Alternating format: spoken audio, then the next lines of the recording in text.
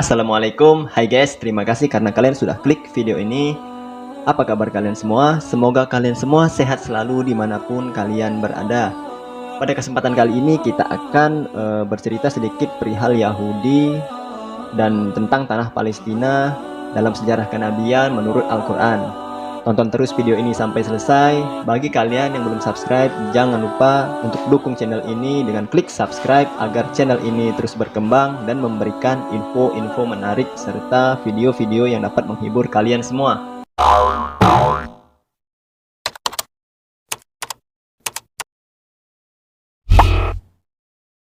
Pada kesempatan kali ini kita akan membahas sedikit tentang bangsa Yahudi. Seperti apa watak orang Yahudi, bagaimana orang Yahudi itu dalam sejarah para nabi, apa hubungan orang Yahudi ini dengan tanah Palestina, mengapa rakyat Palestina harus diusir dari tanahnya, dan bagaimana Allah menyebutkan bangsa Yahudi ini di dalam Al-Quran. Jadi guys, hakikatnya, faktanya itu bangsa Yahudi ini sudah sangat membenci Islam di saat kelahirannya Rasulullah Shallallahu Alaihi Wasallam, dan semakin menjadi-jadi dan berakar kebencian mereka di saat dakwah Rasulullah itu mulai berkembang di Madinah. Karena dakwah Rasulullah ini bisa menghancurkan impian mereka guys. Jadi di zaman sekarang ini media memberikan opini bahwa permusuhan Yahudi dan Islam itu hanya sekedar perebutan tanah Palestina saja.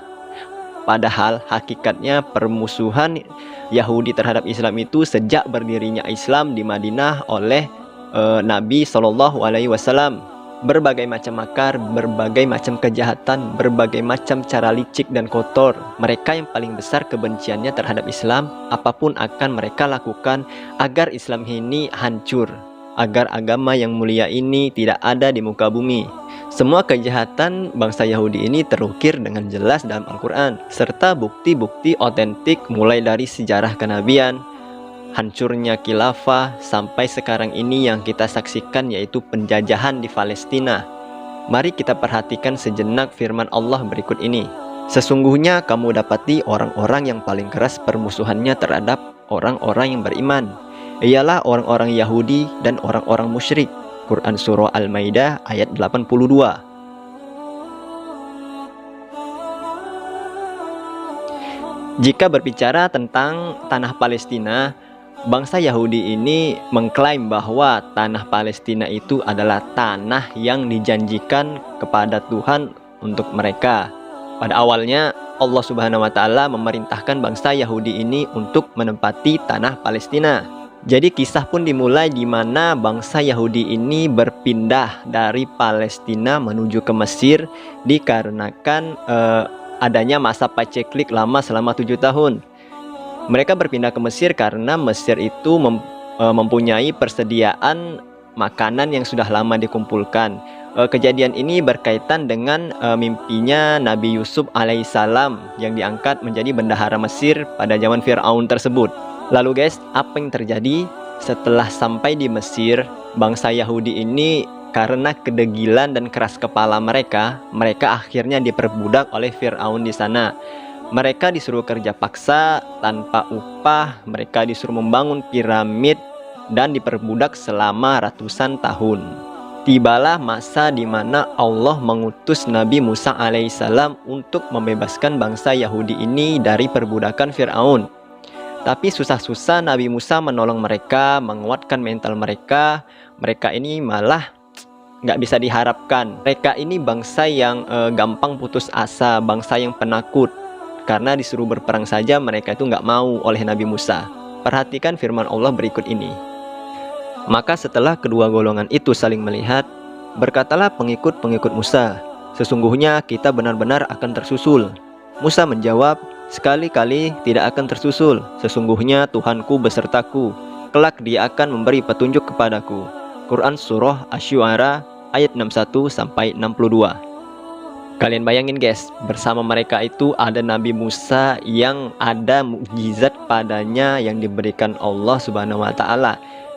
Tapi merekanya sendiri itu penakut, mereka itu enggan, mereka itu nggak percaya sama sekali dan nggak mau mengambil resiko ketika Nabi Musa menyuruh mereka itu untuk berperang. Padahal Padahal Nabi Musa itu sudah meyakinkan bahwa Allah akan menolong mereka. Nah guys, dari sini ceritanya juga semakin menarik. Pada saat mereka setelah dibebaskan dari perbudakan Fir'aun oleh Nabi Musa alaihissalam, mereka itu pulang kembali ke Palestina. Tapi apa yang terjadi? Mereka nggak berani masuk ke Palestina karena pada saat itu Palestina sedang dikuasai oleh penguasa yang paling mereka takuti. Mari kita lihat dalam firman Allah berikut ini.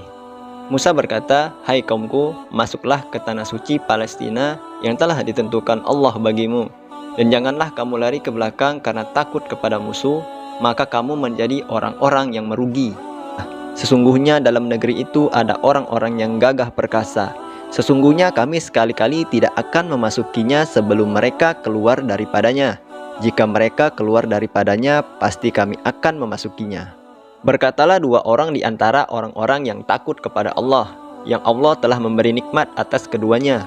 Serbulah mereka dengan melalui pintu gerbang kota itu, maka bila kamu memasukinya, niscaya kamu akan menang.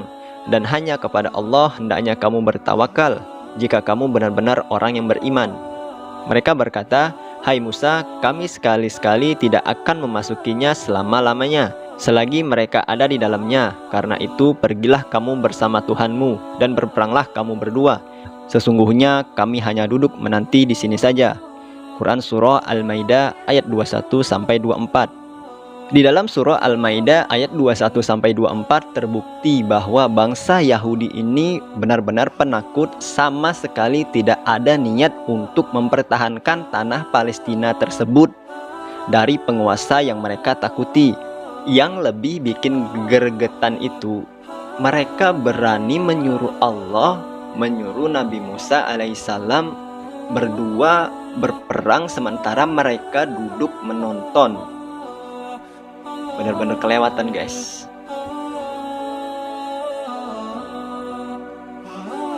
Ada seorang ilmuwan Perancis yang bernama Profesor Dr. Garaudi mengatakan bahwa tanah yang dijanjikan kepada Israel itu sebenarnya adalah mitos belaka. Ia memberikan bukti-bukti yang otentik menurut literatur Taurat dan Injil, yang sebenarnya adalah tanah yang ditaklukkan, bukan tanah yang dijanjikan.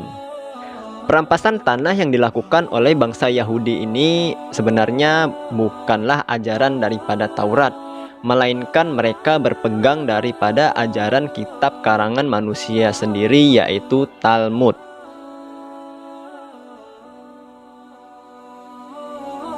Jika seandainya saja tanah Palestina itu memang benar diklaim adalah milik mereka, maka pertanyaannya, kemana saja bangsa Yahudi ini selama ini?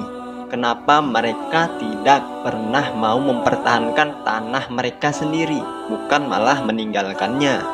Kenyataannya, tanah Palestina itu sudah tidak berhak lagi atas bangsa Yahudi, karena mereka sudah tidak lagi berpegang pada Taurat, melainkan berpegang pada kitab karangan manusia, yaitu Talmud. Dan tanah Palestina itu sudah diharamkan untuk bangsa Yahudi. Perhatikan firman Allah berikut. Maka sesungguhnya negeri itu diharamkan atas mereka selama 40 tahun. Mereka akan berputar-putar kebingungan di bumi. Maka janganlah kamu Musa bersedih hati atas orang-orang yang fasik itu. Quran Surah Al-Maidah ayat 26. Saat Allah memberikan Taurat kepada bangsa Yahudi, mereka itu tidak menerima dengan benar-benar. Mereka menerimanya dengan sangat terpaksa. Allah berfirman, "Dan ingatlah ketika kami mengangkat bukit ke atas mereka seakan-akan bukit itu naungan awan, dan mereka yakin bahwa bukit itu akan jatuh menimpa mereka. Dan kami katakan kepada mereka, peganglah dengan teguh apa yang telah kami berikan kepadamu, serta ingatlah selalu, amalkanlah apa yang tersebut di dalamnya, supaya kamu menjadi orang-orang yang bertakwa." Quran Surah Al-A'raf ayat 171. Firman Allah yang lainnya, "Dan ingatlah ketika kami mengambil janji dari kamu dan kami angkatkan gunung Tur Sina di atasmu, seraya kami berfirman, peganglah teguh-teguh apa yang kami berikan kepadamu, Dan ingatlah selalu apa yang ada di dalamnya, agar kamu bertakwa. Kemudian kamu berpaling setelah adanya perjanjian itu. Maka kalau tidak ada karunia Allah dan rahmatnya atasmu, niscaya kamu tergolong orang yang rugi.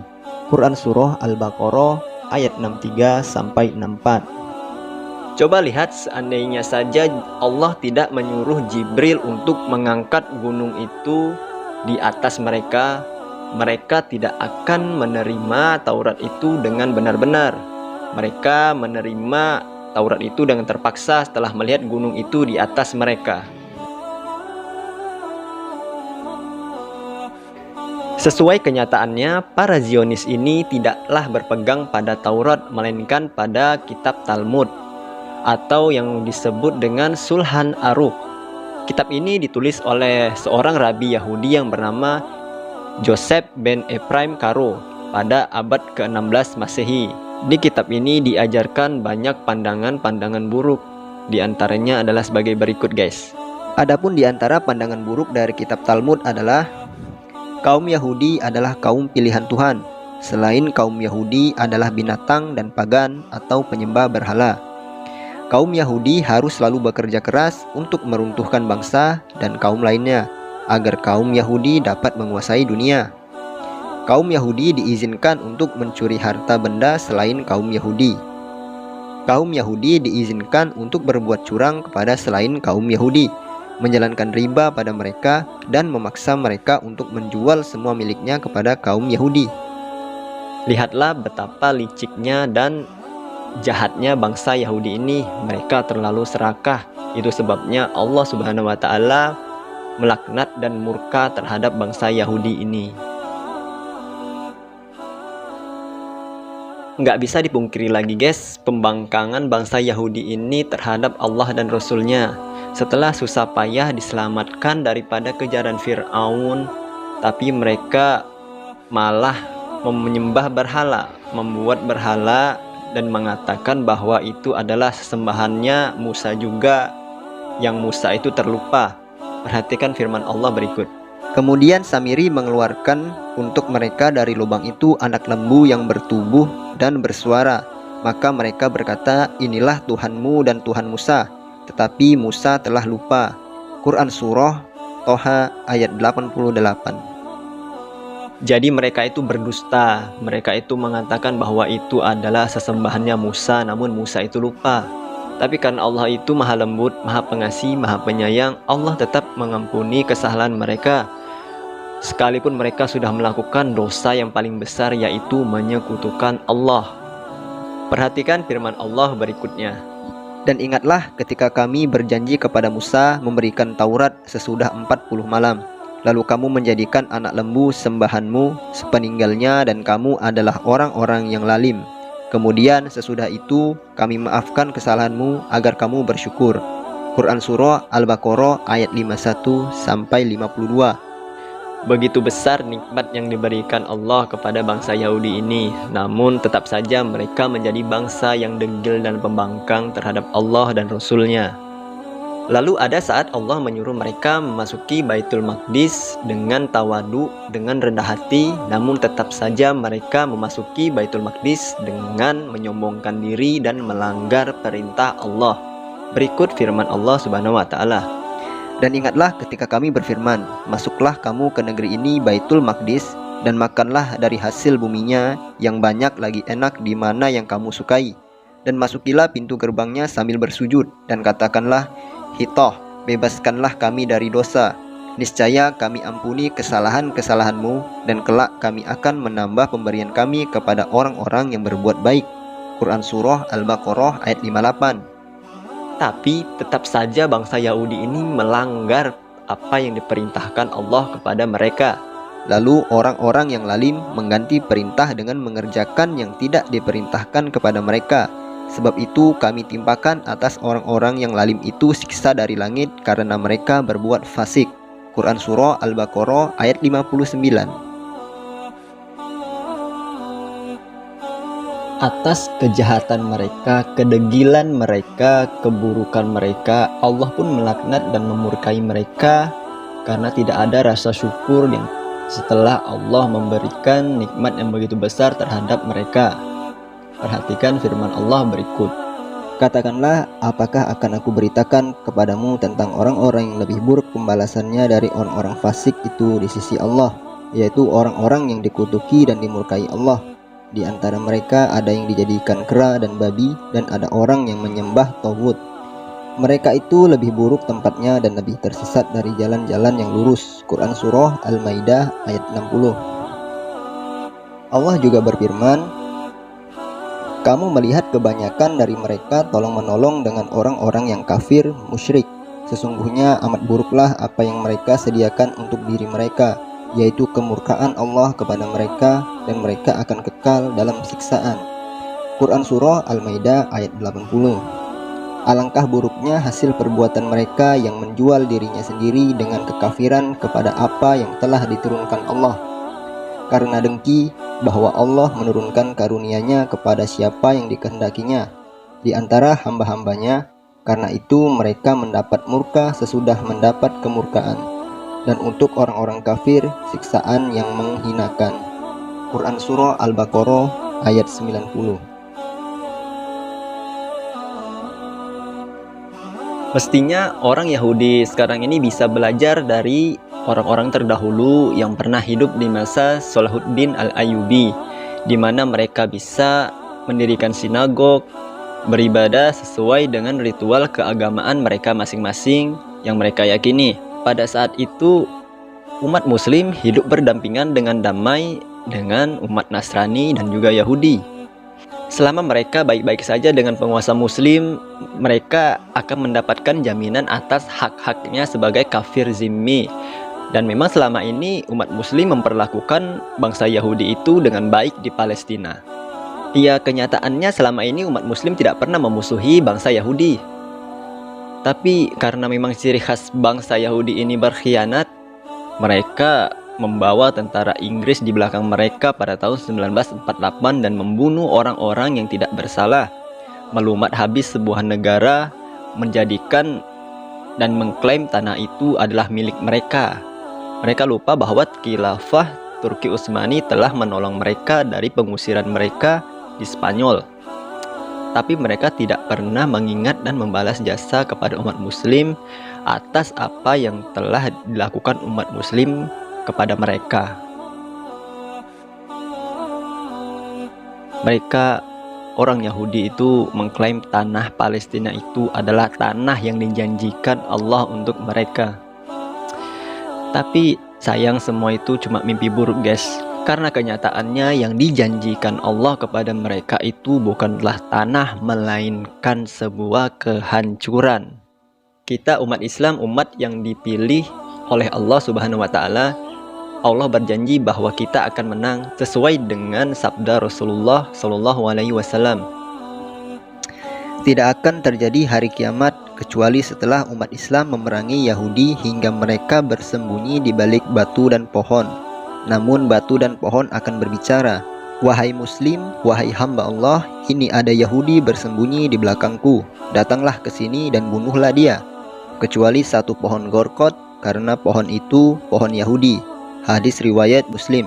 Semua keburukan dan kejahatan Yahudi sudah tertuang dan diceritakan Allah dalam Al-Quran. Saatnya tiba, percayalah, kita akan menang.